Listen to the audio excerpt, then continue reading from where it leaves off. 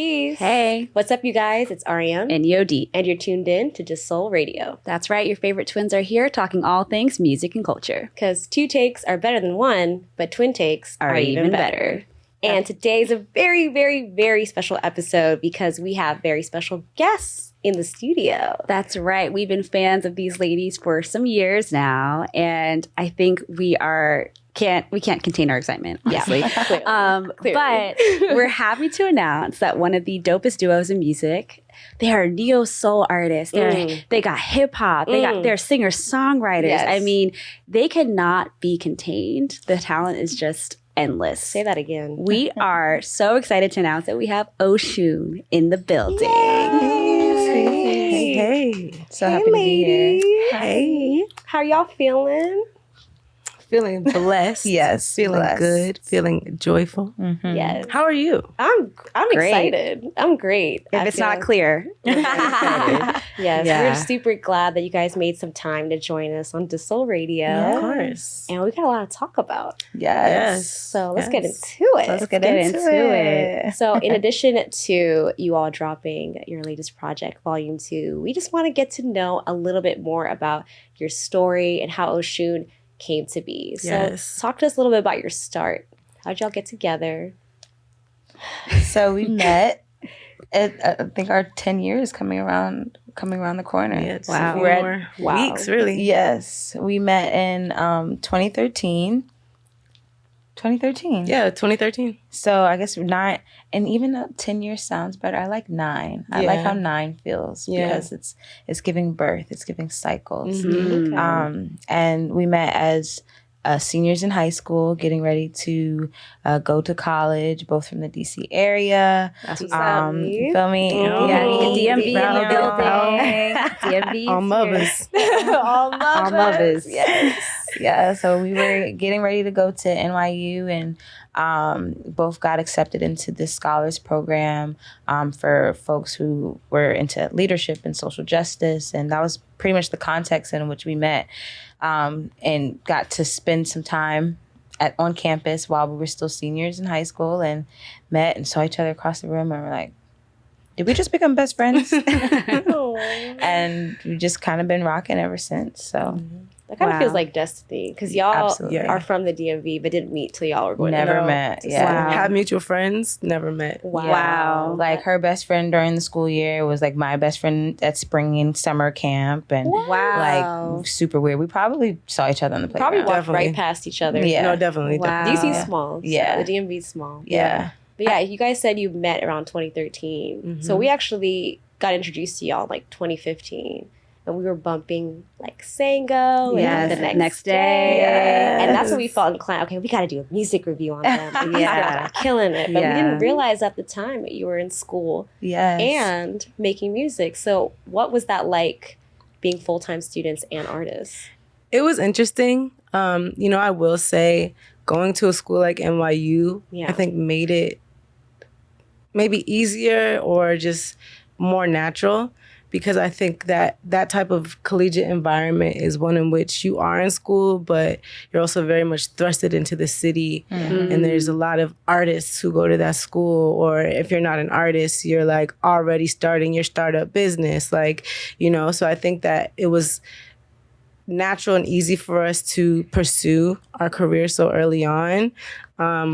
Also because, in a lot of colleges, you're on campus and you just go to the frat parties and you're just in this place like in the forest. Mm-hmm. But for us, we got to be in Brooklyn and be with like the real underground scene. And that was normal. Like we had access to the train. We could go anywhere we wanted. We actually started on the train. A lot of people don't know that. Like we were busking underground at Union Station, like, in between classes, after class. Wow. So I think it felt natural. It definitely was a lot of work, We're like making an album, writing essays, on the road, writing essays.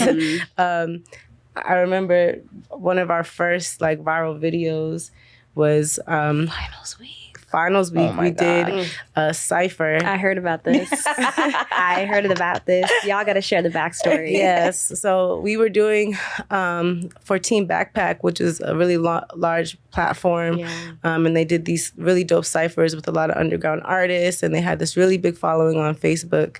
But a lot of people don't know, like, Niambi was fully writing like a final essay in the studio. Gosh. Like, insane. We were probably both right. Like, I was like, Thandi, can you please help me work on this paragraph? So like I'm on like the 20th paragraph. She's like on the 3rd paragraph. And we're like, let's just teamwork. meet in the middle. Like, let me tell you, that's trust. Yeah. That's trust, and that's teamwork. Yeah. For the greater good. Yes. Yeah. And also probably shared a lot. I'm just gonna say we probably did that more often than not. Yeah. Don't tell anybody. But listen, I mean, It's the past. listen, that is just insane to me that this is like the definition of juggling, right? Like, you're literally in the space, pursuing the music side of your journey, and then you're literally completing a task for school. Yeah. Like, that's crazy to me. Yeah. But y'all made it work. You made it work. Yeah. That's crazy. Hard. And no one would have ever thought that. Yeah, it was a lot. I also want to take a moment to shout out Proda.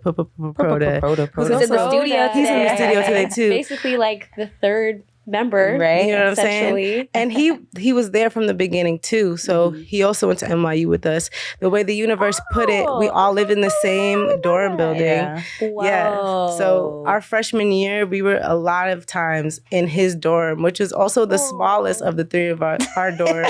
We were in his studio. It probably had the best sound, right? Yeah, definitely did. He like made a studio in his like common area, and we would just like be chopping it up. He'd be making beats. We'd be making beats with him. And it just created like this creative moment. Yeah. Our dorm room also had a dance studio in the basement where you could connect your phone and they would like blast music. In a piano room. So we had a lot of resources. Makeshift studio. Using your resources, getting your money's worth at school. Yes. And Proda and I were also in the same program for recorded music. So although some of the schoolwork was like, okay, this is totally unrelated, like I could probably be doing something better with my time, kind of energy. There was also a lot of help and support that we got from faculty, taking music that we were making, having it peer reviewed in the studio in our songwriting classes, and dope producers coming in and giving us feedback and reviewing our marketing plans and things like that. So as much as it could feel like separate, I think it also was very much in alignment. And even with Thandi being there for Africana Studies, like the cultural aspect was it is still a huge part of what we do. So absolutely. That literally is Oshun. You guys are the perfect blend. Yes. Like, did y'all realize, like, when you were becoming friends, like, this would be like what it is, like a future together in music and implementing, not even like the sound, but just like the content, like what you guys were singing about, what you guys are rapping about, Yeah, I would say that it honestly happened so quickly. I think like we had known each other maybe 6 months, 5 months by the time we like really got started as a group. Basically got married. We got hitched right away. Pretty much. Basically. But even in that moment that Niambi shared about when we met before we went to the school and we kind of went to just shadow, the context in which we were there, they had like a talent show. And we both, because we came to the weekend not knowing each other, we both had plans to participate in it. But then by the time the weekend was over, we ended up on stage together. So wow, that's crazy. It from the beginning.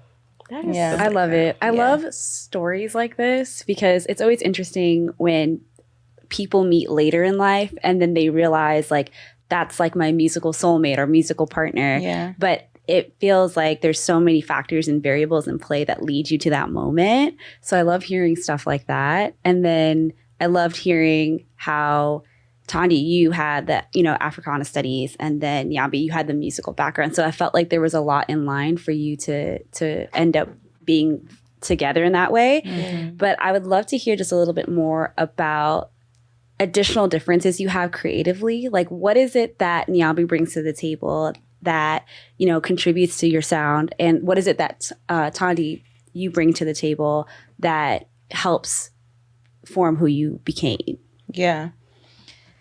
I feel like as much as I would love to, I mean, we can answer it however. Yeah, no, please go first. I feel like as an observer, as someone who's in it, but also as an observer of you, Thandi, like, I feel like Thandi has, first of all, was like, valedictorian of her high school. So, like, Thandi is a scholar, like, and has always been. And Thandi, I feel like, moves with this great wisdom and understanding of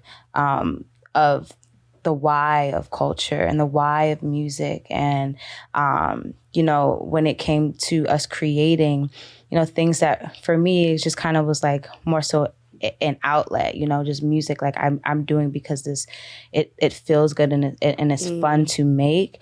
I'm also not necessarily like, I feel like I can be very ignorant sometimes about the history of music, about, you know, who are the greats and who did this before. And like, you know, like, so I think, and very early on, and Thandi's like, no, like, as to why some of our earlier songs were even like, you know, Jay Dilla and like paying homage to these OGs of production and people in hip hop and this space that we were coming into. I think that was huge and hugely in part to you, Thandi, and like you bringing that like historical context and this understanding of like, no, like we have to pay homage to the foundation of this space that we're coming into. And I think that that's something that I've always really admired is like Thandi's just knowledge and understanding of like, this is why it's not just by happenstance, you know what I mean? It's like, no, like there's this person, there's that person, you know, all of this has come to,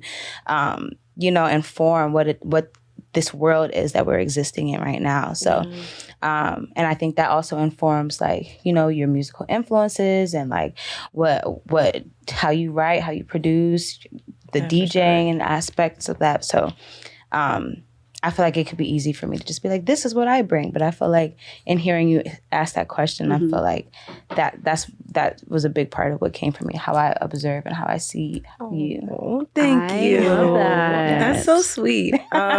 So I guess I'll share my observation of what Niambi brings to the table.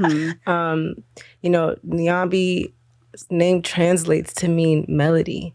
And I think that Niambi is music, you know, like I appreciate you speaking on kind of my knowledge of the history and scholarly things, but I think that just naturally music flows through Niambi and everything that she does. Like when she's cooking, she's singing, you know, like everything she does is musical.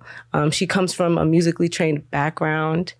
So even like in the process of our creation, she'll be like, okay, well, make sure that we have it in this key with this chord and this, you know, a progression. Right. And I'm like, what does that mean? Like, you know, and I think that her ability to take music that has, you know, historical, or not historical background, but continuing a history in music, but then being able to make something new out of that is really what I admire about her. And I think that, you know, like, in addition to that, like, I think we both have very,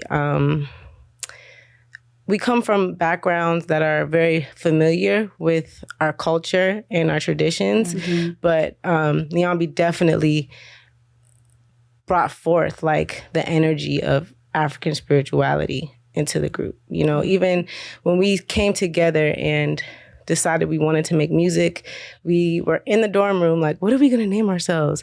We know we want it to be something Afrocentric, but what's it going to be? And we're thinking about it, and Niambi's like, I got it. Wow. We should call ourselves Oshun. And I'm like, yeah. We should do that, you know? So, you know, I would be remiss to not mention that or give her flowers for that. So, yeah, I think. Do y'all believe y'all are soulmates? Of course. Because I see that. Yeah, for sure. I feel that. Yeah. Thank you. It doesn't always have to be romantic. Like friendships and just any type of connection that's so deep. Yeah. I like, it radiates between the two of you. Yeah. Yes. Yes, deep. You guys are always creating together, and it just makes so much sense. It's like a beautiful marriage. Yeah. You are right. Y'all did get hitched. We did. Y'all really did. No, for sure. I'm here for the shotgun wedding for sure. Yeah. So let's dive into what we were really excited to talk about, which is your latest project, Volume 2. Yes. This is the follow-up from Bittersweet Volume 1, which, again, great project. Thank you. No complaints here. They don't miss. They don't miss. And we just kind of wanted to like talk about a few songs that really like stood out to us. Yeah. Every song is great, but there's some I'll like literally feel connected to. I really love You Can't Love. I know that you all are all so multidimensional. Like you all can sing, you can rap, you do spoken word. But I felt like when I heard this, it gave me like nostalgia a little bit. I felt like it was giving a lot of essence as like to Jill Scott or like the neo soul era that we just grew up loving and listening to. I just love that song. Thank you. Can you talk to us a little bit about what it meant and maybe if it's a personal story or maybe it's general, but yeah, let's get into that. I mean, I want you to speak on it, but I just wanted to say that is an NYU song right there. What? Yes, for sure. OG from back in the days. Yeah, shout out to Quentin who was at NYU as well in the studying jazz music, a guitar player who I just went to his dorm one day. Part of like my schoolwork was making music, making new songs every week. And so I was like, it kind of started with he and I sitting in the dorm room and him playing some guitar riffs and I don't honestly know what came first, the concept, the melody or the guitar. It happened so quickly and so organically. But it definitely is real.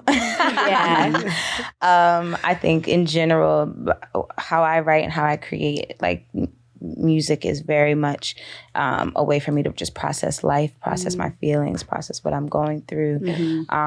And also a way for me to kind of call power back to myself. And so I think in its inception, that's kind of what You Can't was, like me really making that declaration, like, no, you can't walk in and out of my life. Like, that's not okay. It's not allowed, but then also feeling kind of powerless in saying that, because it's like, I actually don't have any control over you.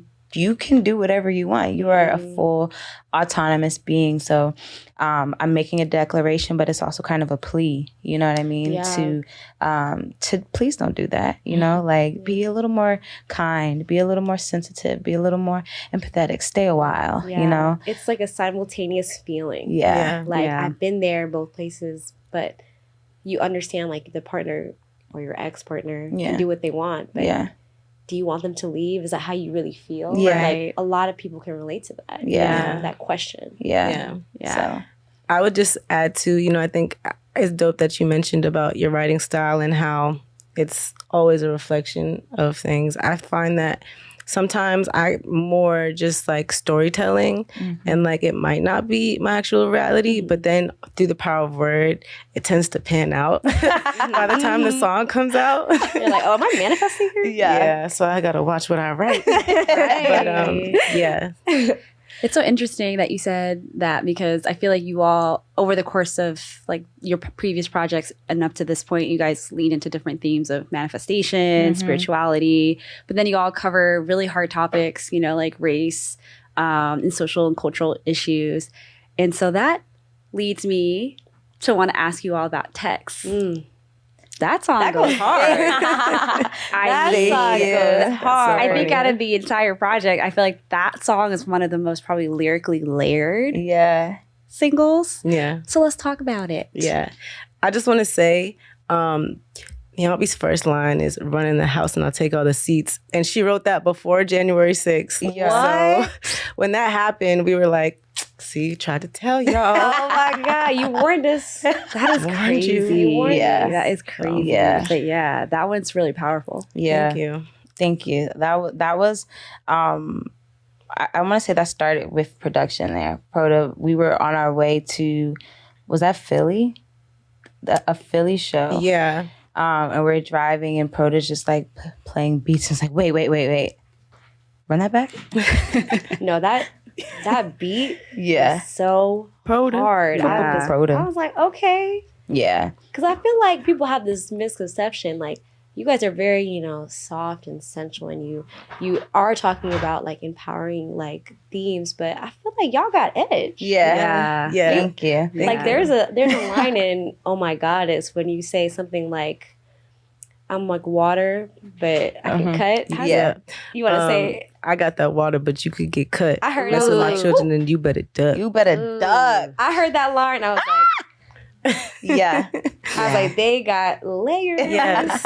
And I think that speaks to why Text is the first track, because it is, Volume 2 is a part of the Bittersweet saga. We think about bitter and sweet. And so I think, you know, Bittersweet Volume 1 was a lot more of that sweet side. And we talk about Oshun, the deity, you know, we associate her with like sweetness and love. Yeah. But Oshun carries a machete at the same time. And so this album is us tapping into that aspect, you know? Yeah. The fierceness of femininity and like, I feel like it kind of reflects where you are now, because the women you were in school, you're not the same women. Not at all. And that involvement, your womanhood, all of that, like, you're not in the same place.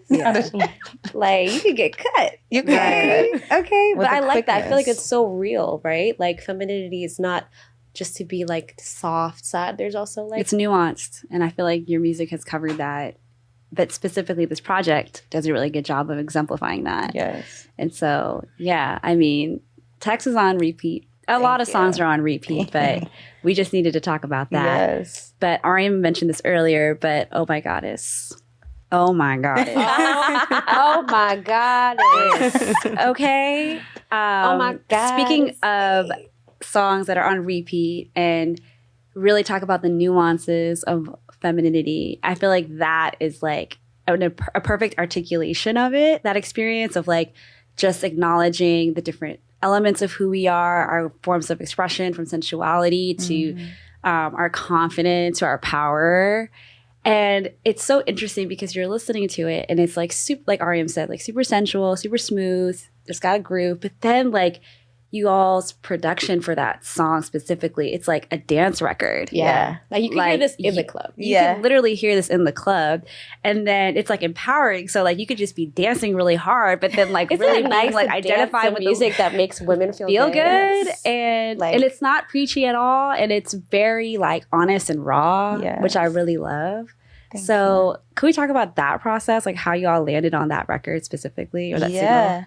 That I want to say that one went through a lot of iterations. It kind of started with an app. Was that what the Machine app? The Machine app. Okay.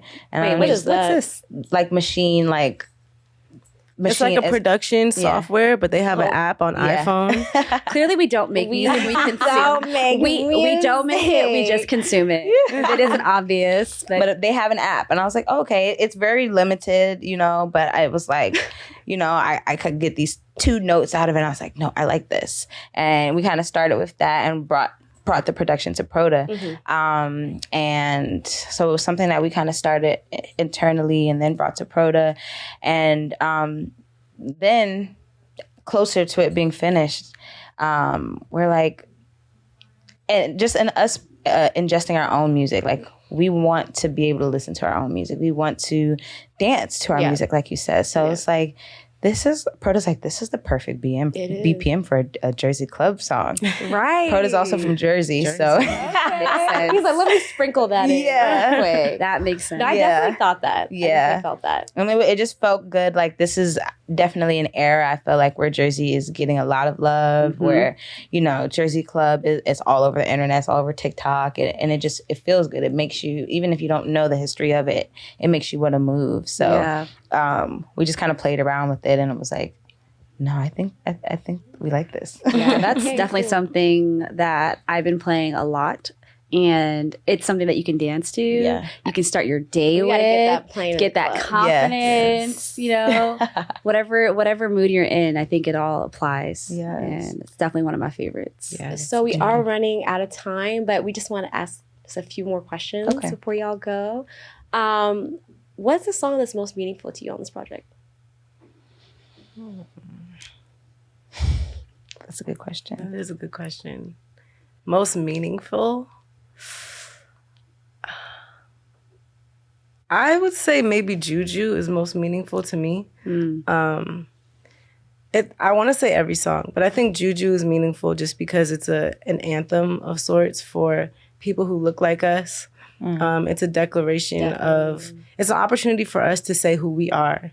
I feel like a lot of times there are a whole lot of things coming at every direction that define or stereotype what it means to be a Black Indigenous person of color. And it was just an opportunity for us to say what it means for us and to do it in a gangster way, you know? Very much. I love that song. I would say every song, but I think Kali is I think that's huge. special to you. Yeah. And I love that song. I love the dance aspect of it too. That has a lot of like Brazilian funk influence. Thandi wrote the hook for this, and this was one of those affirmation pieces where it did not apply. And then Thandi said what she said. And then you got pregnant. And then I got pregnant. So that pen. I gotta watch what I say. Listen. But that's a beautiful blessing. Yes. So congratulations. Congratulations. That's amazing. Thank you. And our last question, which is a question we have to ask. Yeah. You guys recently announced on Instagram a really big announcement. Yes. But I'll let you all take that away. Announce it here on deuxsol Radio. Yes. So for those who don't know, Volume 2 is my final album with Oshun. I am moving forward to the next phase of my life and my destiny. Going to be doing some world travel, working on some spiritual activations throughout the world. And, you know, it's a bittersweet moment. But I'm so excited to see how Niambi takes it to the moon, beyond the stars, to the heavens. And it's a special moment, a historical moment. It is. For sure.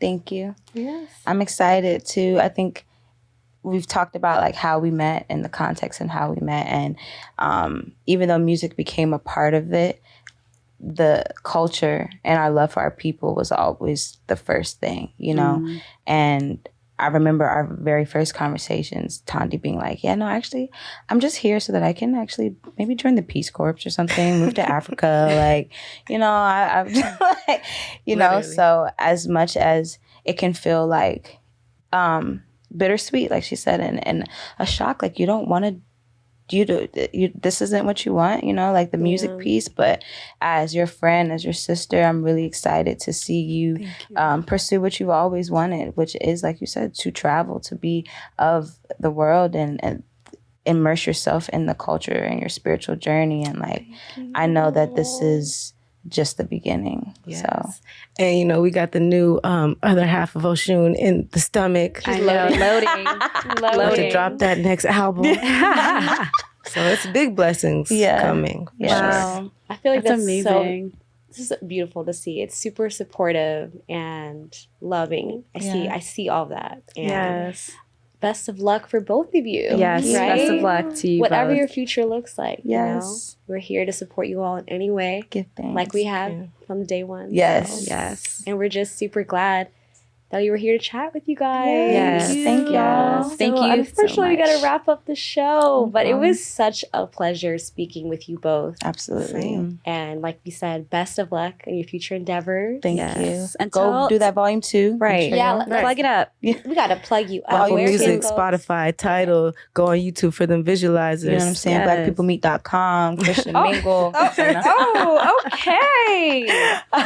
So there's no excuse, basically. Basically. They're everywhere. Yes. So y'all better listen. Yes. You And won't be disappointed. socials, right? Yes. Socials at Oshun. Yeah. Yes. Shout out to deuxsol. Yes. Thank you. Thank you. Thank y'all so much Thank you guys. Of course. This was a great interview, and we can't wait to see more and hear more. Yes. Love y'all. Thanks. Love y'all. And that wraps up this show. If you like what you heard, you can follow deuxsol Radio at DEUXSOL. That's at deuxsol on Instagram, Facebook, Twitter, all the socials. And then you can also listen to us on Spotify, Apple Podcasts, Google Podcasts, Amazon Music. If you can hear it, we'll be on it. Until next time, peace.